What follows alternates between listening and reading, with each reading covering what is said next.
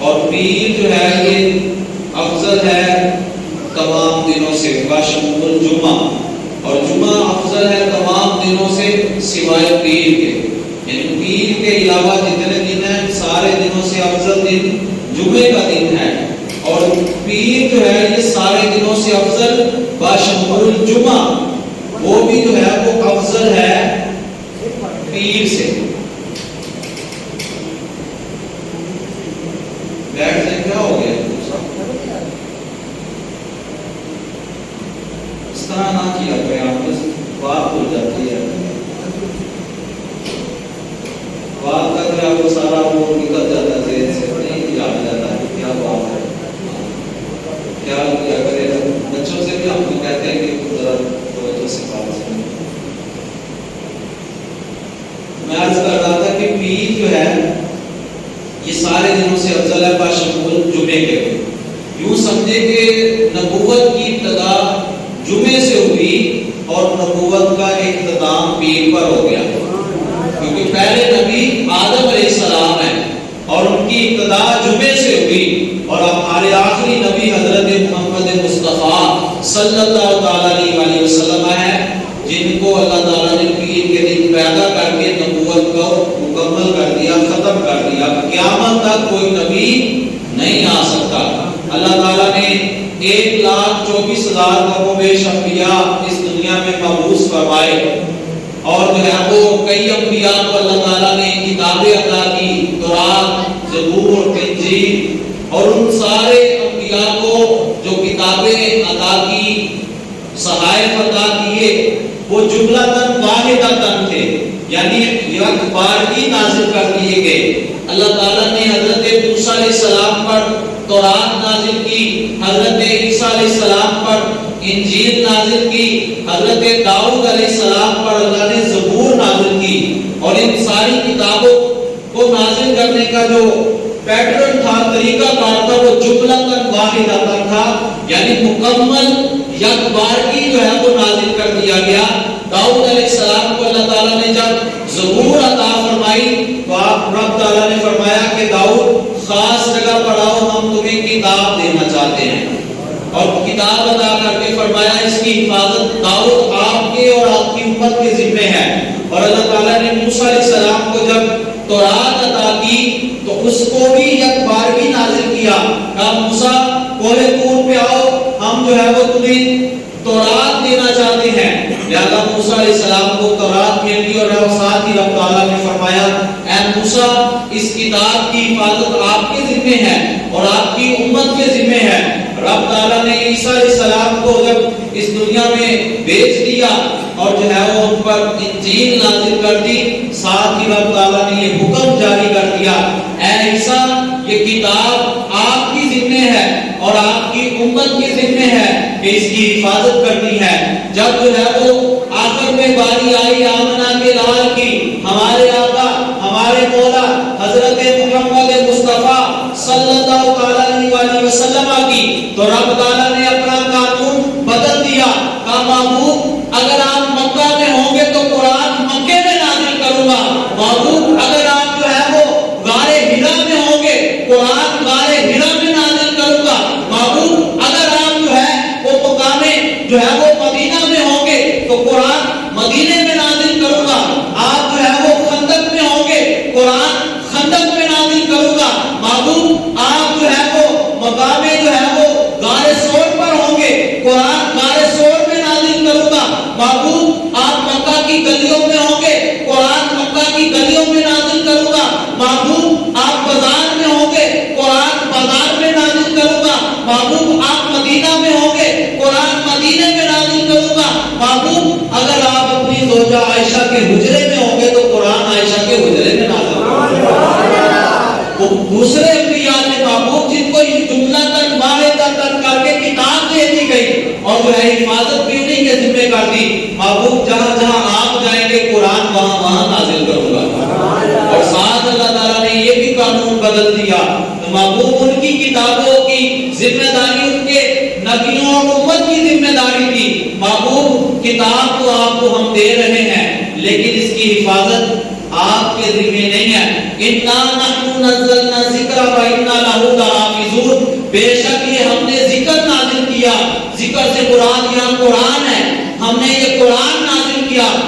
ہم خود اس کی حفاظت کرنے والے ہیں۔ تو قرآن جو ہے وہ وہاں وہاں جاتا رہا جہاں جہاں میرے آقا علیہ السلام جلوہ گر ہوتے رہے، جہاں جہاں آقا علیہ السلام کے قرآن وہاں وہاں رب تعالیٰ نے نازل کر دیا۔ محبوب علیہ السلام کے لیے رب تعالیٰ نے اپنا قانون بدل ڈالا کہ محبوب جہاں آپ ہوگے وہاں قرآن نازل کرو۔ لا اقسم بہذا البلد وانت حل بہذا البلد، محبوب مجھے قسم ہے اس شہر کی جس شہر میں آپ ہیں۔ رب کو جو ہے وہ اپنے محبوب کی جو ہے وہ کتنی اداؤں کو جو ہے وہ دے کر رب تعالیٰ نے جو ہے وہ قسم کھائی، محبوب قسم ہے اس شہر کی جس شہر میں آپ ہیں۔ اتنے شہر ہیں دنیا کے اندر، کسی شہر کی قسم کھائی جا سکتی تھی، لیکن رب تعالیٰ نے کہا نہیں محبوب مجھے اس شہر کی قسم ہے جس شہر میں آپ موجود ہیں۔ اور مکہ المکرمہ اور مدینہ المنورہ یہ حضور علیہ السلام کے جو ہے وہ شہر ہے۔ مکہ آپ کی جو ہے وہ پیدائش کی جگہ ہے اور مدینہ المنورہ آپ کی جو ہے وہ رہائش کی جگہ ہے۔ حضور علیہ السلام پر اللہ تعالیٰ نے قرآن نازل کر دیا اور اس قرآن کی حفاظت کی اللہ تعالیٰ نے اپنے ذمہ کرم پر لے لی۔ برادران السلام، رمضان کے اندر قرآن نازل ہوا اور رمضان کے آخری عشرے کے اندر جو ہے وہ ایک رات ایسی ہوتی ہے جو جس میں عبادت کرنے والے کو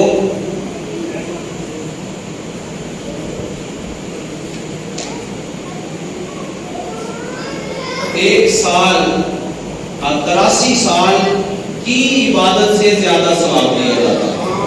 کتنا؟ 83 سال۔ یہ جو رات گزری ہے شب قدر کی رات، علماء نے لکھا ہے کہ 27ویں ہی شب قدر ہے، لیکن جو ہے وہ اس کو تلاش کرنا چاہیے آخری عشرے کے اندر، یعنی 21ویں رات، 23ویں رات، 25ویں رات اور 27ویں رات اور یا 29ویں رات کو جو ہے وہ اگر چاند نظر آ جائے تو اگلے دن تو پھر عید ہوتی ہے، اگر 30 دن روزے ہو جائیں پھر 29ویں رات کو پھر اس رات کو تلاش کرنا چاہیے۔ جس بندے کو یہ رات مل جاتی ہے اس بندے کو 83 سال کی عبادت کا ثواب ملتا ہے۔ 83 سال تک کون روزے رکھے؟ 83 سال تک کون روزے رکھے؟ کون جو ہے وہ اتنی مشقت اٹھائے؟ ایک مہینے کے روزے فرض ہیں اور نہیں لوگ رکھ رہے ہیں، تو 83 سال کے اگر روزے رکھنے پڑ گئے تو پھر کیا کرے؟ رب تعالیٰ نے جو ہے وہ ایک مہینے کے اندر ایک ایسی رات اپنے محبوب کے غلاموں کو دی کہ اس کے اندر جو عبادت کر لے گا رب تعالیٰ اس کو 83 سال کی عبادت کا ثواب دے دے گا۔ اس رات میں 4 لوگوں کی بخشش نہیں ہوتی، باقی سارے لوگوں کی بخشش ہو جاتی ہے۔ نمبر 1 پر شرابی، جو شراب پیتا ہے اس کی بخشش نہیں ہوتی اس رات شب قدر کی رات۔ نمبر 2 جو اپنے والدین کا نافرمان ہے اس کی بھی بخشش نہیں ہوتی۔ شراب پینے والا اس کی بھی بخشش نہیں ہوتی۔ ماں باپ کا جو نافرمان ہے، ماں باپ کی عزت نہیں کرتا، ماں باپ کا کہنا نہیں مانتا، ان کی خدمت نہیں کرتا، انہیں پوچھتا نہیں ہے، اس کی بھی بخشش نہیں ہوتا۔ اگرچہ وہ اس رات میں عبادت بھی کر پھر بھی اس کی بخشش نہیں ہوتی۔ نمبر 3 جو کینہ پرور ہے، کینہ پرور اپنے دل میں جو ہے وہ کینہ رکھتا ہے میں کسی کو نقصان پہنچاؤں گا، اس کے پاس یہ نعمتیں ہیں یہ کیوں ہے، حسد کرنا اس سے، اس کی بھی بخشش نہیں ہوتی۔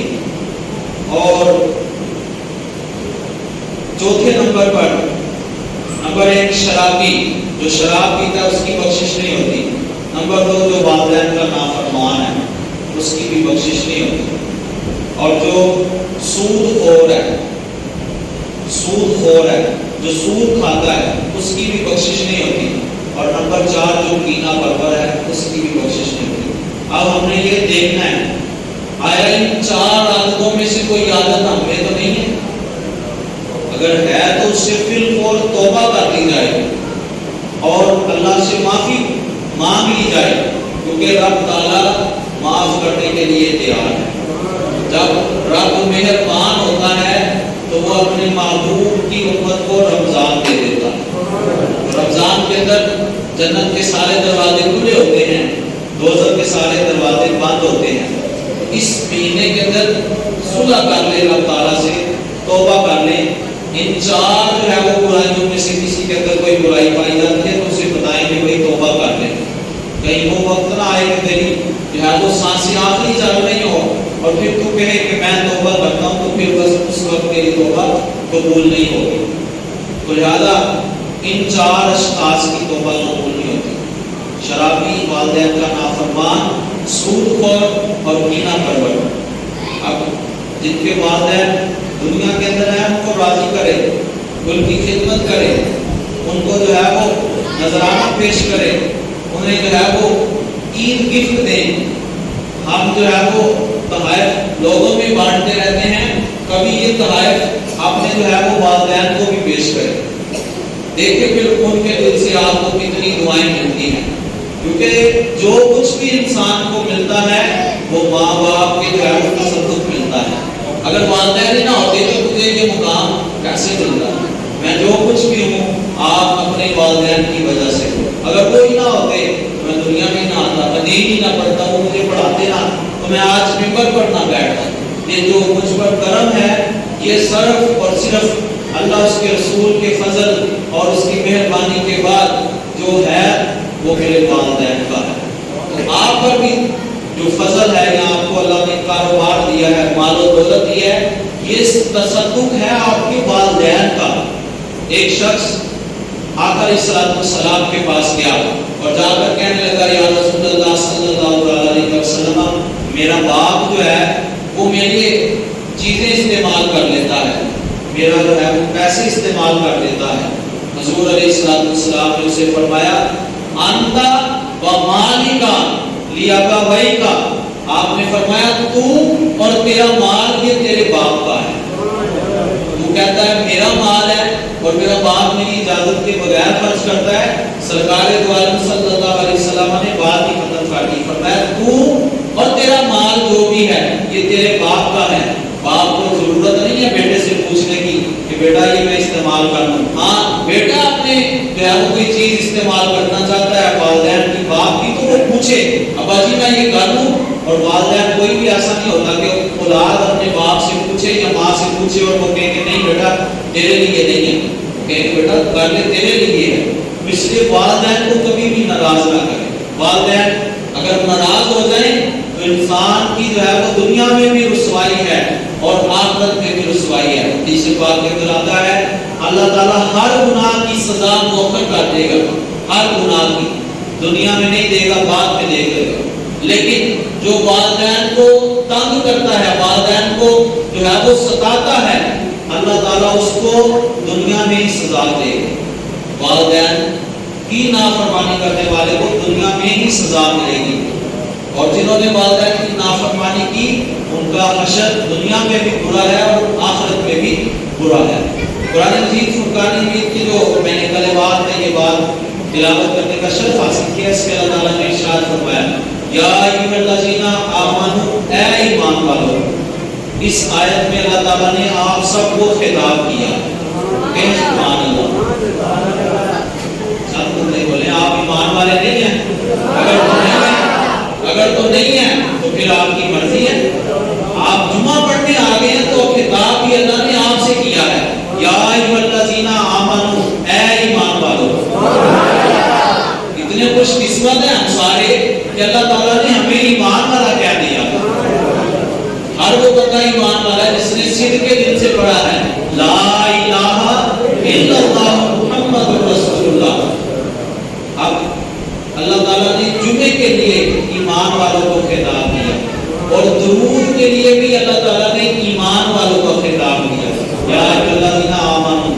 وہاں بھی ایمان والا کہا، یہاں بھی ایمان والا کہا۔ آگے جو اللہ تعالیٰ نے بات فرمائی وہ ایمان والوں کے لیے، یا ایھا الذین آمنوا اذا نودی للصلاۃ من یوم الجمعۃ، اے ایمان والو جب جمعے کے لیے تمہیں ندا دی جائے فاسعوا، تو دوڑ کر آؤ. باقی نمازوں کے لیے حکم ہے کہ آہستہ آہستہ آؤ، اطمینان کے ساتھ آؤ، وقار کے ساتھ آؤ، جو ہے وہ اپنی روک اور دبدبے کے ساتھ آؤ.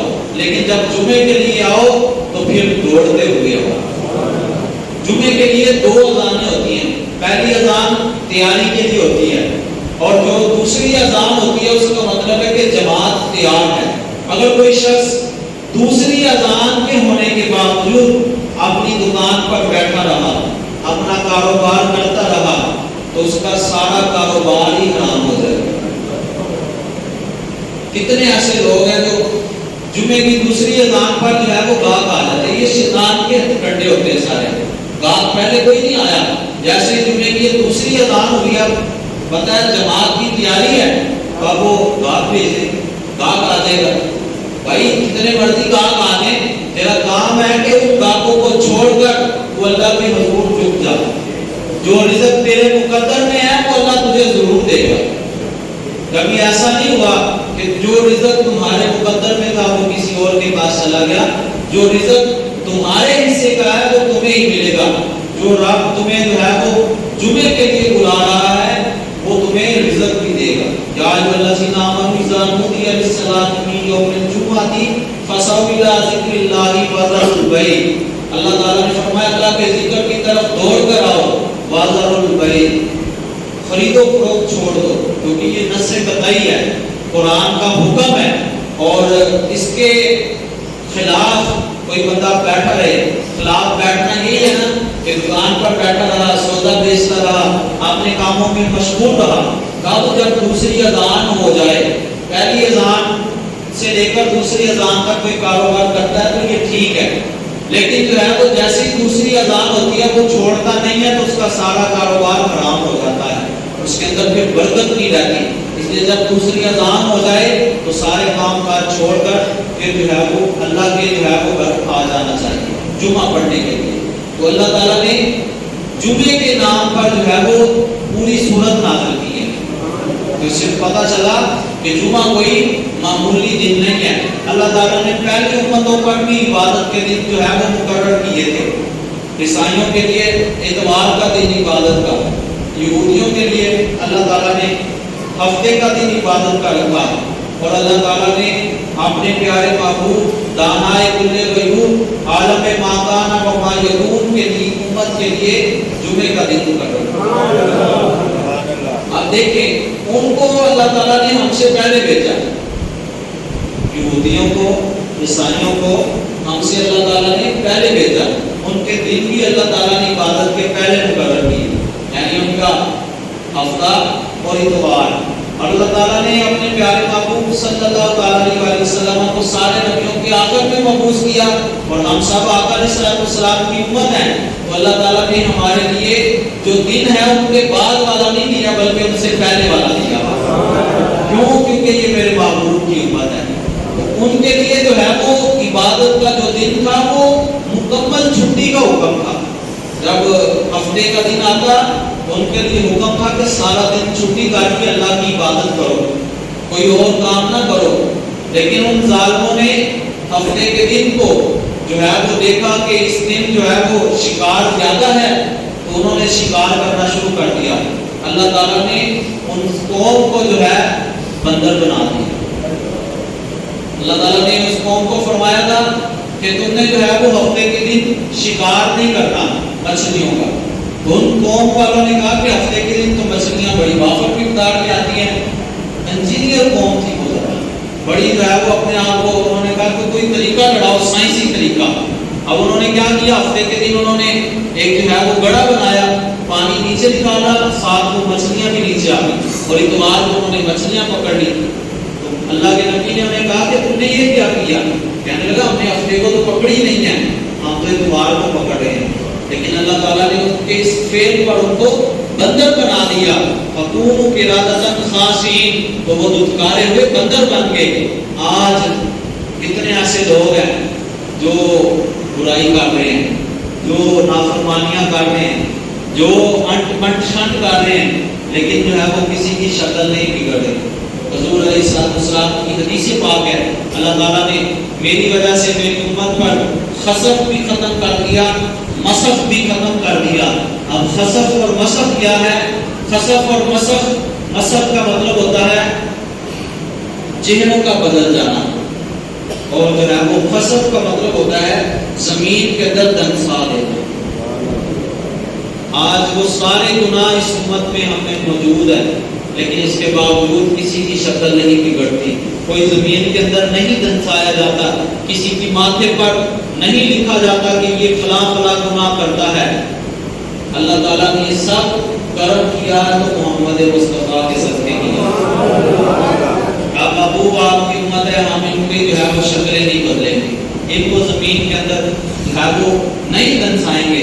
اللہ تعالیٰ نے اپنے محبوب سے وعدہ کر دیا، مَا كَانَ اللَّهُ لِيُعَذِّبَهُمْ وَأَنْتَ فِيهِمْ۔ اللہ کی یہ شان ہی نہیں ہے کہ اللہ اس امت کو عذاب دے جس امت میں میرا محبوب ہو۔ اس سے یہ بھی پتہ چل گیا کہ حضور علیہ السلام زندہ ہے، حاضر ناظر ہے، تبھی تو یہ امت بچی ہوئی ہے۔ اگر ایک لمحے کے لیے حضور علیہ السلام کو جو ہے اس دنیا سے نکال دیا جائے تو یہ دنیا ایک لمحے کے لیے باقی نہ رہے۔ اور اعلیٰ حضرت نے کیا خوب لکھا، جان ہے وہ جہان کی، جان ہے تو جہان ہے۔ آقا علیہ السلام اس جہان کی جان ہے۔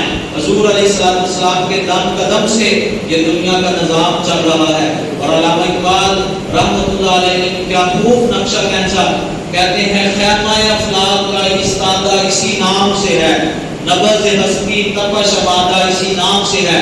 اقبال سے پوچھا، کیا اقبال بتا یہ آسمان جو ہے وہ کھڑا ہے، کیا کسی کی نمازوں کی وجہ سے کھڑا ہے، کسی کے روزوں کی وجہ سے کھڑا ہے، کسی کے صدقات و خیرات کی وجہ سے کھڑا ہے؟ تو اقبال نے کہا نہیں نہیں، نہ یہ نمازوں کی وجہ سے کھڑا ہے، نہ یہ روزوں کی وجہ سے کھڑا ہے، نہ یہ صدقہ و خیرات کی وجہ سے کھڑا ہے، اگر یہ کھڑا ہے تو نام مصطفیٰ کی وجہ سے کھڑا ہے۔ خیمہ افلاک کا استادہ اسی نام سے ہے، اور وہ نام ہے محمد مصطفیٰ صلی اللہ علیہ وسلم۔ نبض ہستی، نبض ہستی، ہستی کا نظام جو چل رہا ہے، نبض ہستی تپش آمادہ اسی نام سے ہے۔ یہ کائنات کا جو نظام چل رہا ہے وہ بھی نام مصطفیٰ کی وجہ سے چل رہا ہے۔ حضور علیہ السلام کی ذات مقدسہ ہے تو یہ کائنات کا نظام ہے۔ اگر ایک لمحے کے لیے آقا علیہ السلام کی ذات مبارکہ کو جو ہے وہ درمیان سے نکال دیا جائے تو کائنات ایک لمحے کے لیے زندہ نہیں رہ سکتی۔ آپ نے واقعہ معراج سنا ہوگا، اس میں آپ نے سنا ہوگا کہ رب تعالیٰ نے اپنے محبوب کو رات کے تھوڑے حصے میں سیر کروائی، ساری رات سیر نہیں کروائی۔ جب آقا علیہ السلام کی سواری براق جو ہے وہ عرش کی طرف چلی نا تو اللہ تعالیٰ نے کائنات کا نظام ہی روک دیا، کائنات کا نظام ہی روک دیا۔ محبوب علیہ السلام جب واپس آئے تو وہ کنڈی گر رہی تھی، بستر گرم تھا۔ اب جو ہے وہ مسجد حرام سے مسجد اقصی تک جو ہے وہ کئی مہینوں کی مسافت ہے، اور اس زمانے کے اندر پیدل بھی جانا یا سواری پر، اور سواری بھی اونٹ کی سواری، اور اس پر بھی جاتے ہوئے کئی مہینے لگ جاتے تھے۔ لیکن محبوب علیہ السلام رات کے مختصر سے حصے میں سبحان الذی اسری بعبدہ لیلا، پاک ہے وہ ذات۔ لوگ دیکھتے ہیں کیسے گئے ہیں، اور بھائی اللہ تعالیٰ نے بات ہی ختم کر دی، سبحان الذی، لفظ سبحان کیا کہ اللہ تعالیٰ نے بات ختم کر دی۔ اپنی عقل کے گھوڑے چرانے والوں یہ مت سوچو کہ محبوب کیسے گئے، یہ دیکھو کہ لے جانے والا لے گیا۔ سبحان الذی اسری بعبدہ لیلا، پاک ہے وہ ذات جس نے اپنے بندے کو راتوں رات سیر کروائی۔ التنوین یدل تقلیلا، اور تنوین لیلن پر جو تنوین ہے، دو زبر دو زیر دو پیش کو تنوین کہتے ہیں، اس پر جو تنوین ہے یہ اس بات کی طرف دال ہے کہ رات کے مختصر سے حصے میں سیر کروائی گئی، اور یہ تبھی ممکن ہے جب آقا علیہ السلام گئے ہوں، کائنات کا نظام اٹھ گیا ہو۔ جیسے جو ہے وہ ٹرین گزرتی ہے تو دونوں طرف کی جو سواریاں ہیں وہ رک جاتی ہیں، نہ ادھر والے ادھر جا سکتے ہیں نہ ادھر والے ادھر جا سکتے ہیں، رک جاتے ہیں۔ جب ٹرین گزرتی ہے تو پھر پھاٹک کھلتا ہے۔ محبوب علیہ السلام کی سواری جب عرش پر گئی، رب تعالیٰ نے ساری کائنات کا نظام روک دیا۔ اور جب واپس آئے تو رب تعالیٰ نے کائنات کا دوبارہ نظام چلایا۔ تو یہ حضور علیہ السلام کی برکت کی وجہ سے آج ہماری شکلیں نہیں بگڑتی، ہمیں جو ہے وہ زمین میں نہیں دھنسایا جاتا۔ تو یہ مہینہ عظمت والا، برکت والا مہینہ، اور آج کا جمعہ الوداع کا مہینہ، اس کا مطلب یہ ہے کہ آئندہ جمعہ ممکن ہے کہ ہم میں سے کوئی ہو یا نہ ہو۔ رمضان تو آئے گا لیکن پھر ہمیں پتہ نہیں ہے کہ ہم میں سے کوئی زندہ رہے گا اگلے رمضان یا نہیں رہے گا۔ اس لیے یہ جمعہ الوداع ہے، اور اس جمعے میں رب تعالیٰ سے توبہ کر لیجیے۔ جمعے کے دن ایک لمحہ ایسا ہوتا ہے کہ بندہ جو دعا کرتا ہے اللہ تعالیٰ قبول کر دیتا ہے۔ تو اس پورے دن کے اندر اپنے دل میں نیک جو ہے وہ دعاؤں کو جو ہے وہ یاد رکھیں۔ آپ کے دل میں جو دعائیں ہوں گی وہ اللہ تعالیٰ یقیناً قبول فرمائے گا۔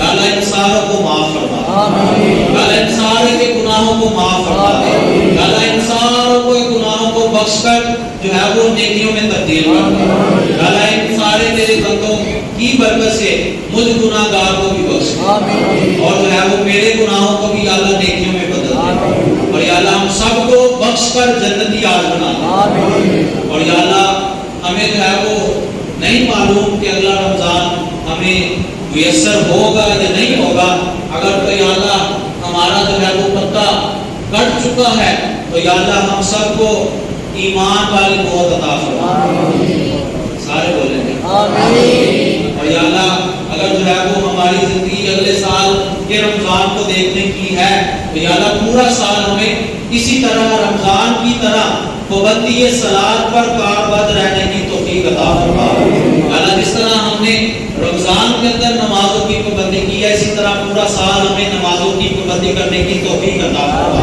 یا اللہ جس طرح ہم نے رمضان میں جو ہے وہ برائیوں سے مکمل اپنے آپ کو بچانے کی مکمل کوشش کی ہے، یا اللہ پورا سال بھی ہمیں گناہوں سے اسی طرح بچنے کی توفیق عطا فرما۔ اللہ تعالیٰ نے آپ سب کو جو ہے وہ معاف فرما دیا، اور آپ کی برکت سے مجھے بھی رب نے معاف فرما دیا۔ اور صدقہ فطر کا میں پہلے بھی بتا چکا، عید کی نماز سے پہلے دعا کرنا چاہیے۔ جو غریب ہے مستحق ہے ان کے دروازے پر خود لے کر جائیں، میں جا کر دیں تاکہ وہ عید کی خوشیوں میں شامل ہو سکے۔ اب آخر میں آپ سے چندے کی اپیل کی جاتی ہے کہ وہ کچھ نہ کچھ عطا فرمائیے۔ رمضان کے آخری جمعے کے لمحات ہیں، اور اس مہینے کے اندر جتنی آپ خیرات کر سکتے ہیں اللہ کی راہ میں دے سکتے ہیں وہ اللہ کی راہ میں دیں۔